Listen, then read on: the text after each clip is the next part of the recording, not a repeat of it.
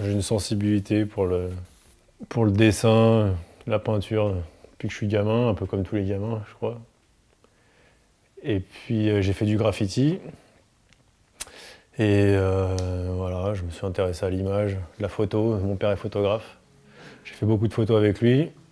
Et c'est lui qui m'a un peu amené sur ça, parce que quand j'étais gamin, il m'emmenait beaucoup dans les musées, les expos diverses. Je faisais pas mal de logos, des identités visuelles diverses pour des entreprises ou des particuliers. Et puis après, beaucoup de photos aussi avec mon père. Du coup, je bossais avec lui.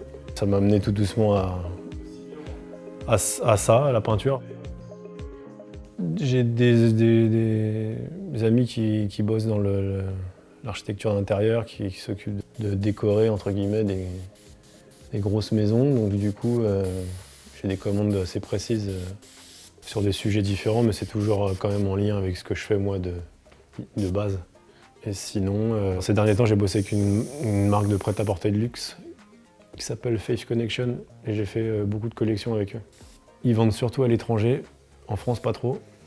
Du coup, j'ai beaucoup bougé, et à chaque fois que je bouge avec eux pour présenter ces collections, justement,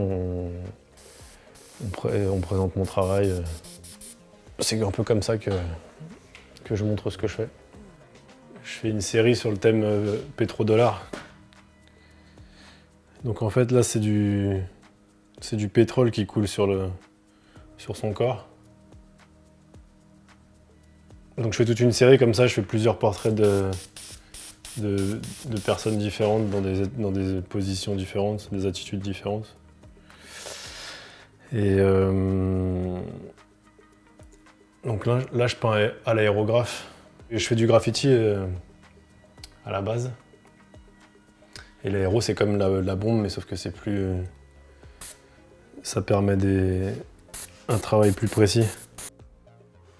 Comme c'est très fin et très précis, ça se bouge facilement. En fait, on passe plus de temps à le nettoyer et à l'entretenir qu'à peindre. Donc ça permet des choses fantastiques, mais c'est contraignant quand même.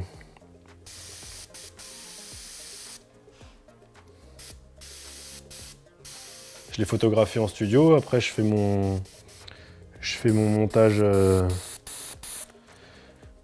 Il y a quand même un travail de post-production qui est assez important parce que je retravaille vachement les images sur Photoshop. Et après, une fois que j'ai ce que je veux, comme je l'avais dans ma tête initialement, je commence à le reproduire sur ma toile. Voilà, donc s'il y a quand même tout un cheminement avant d'arriver au tableau fini.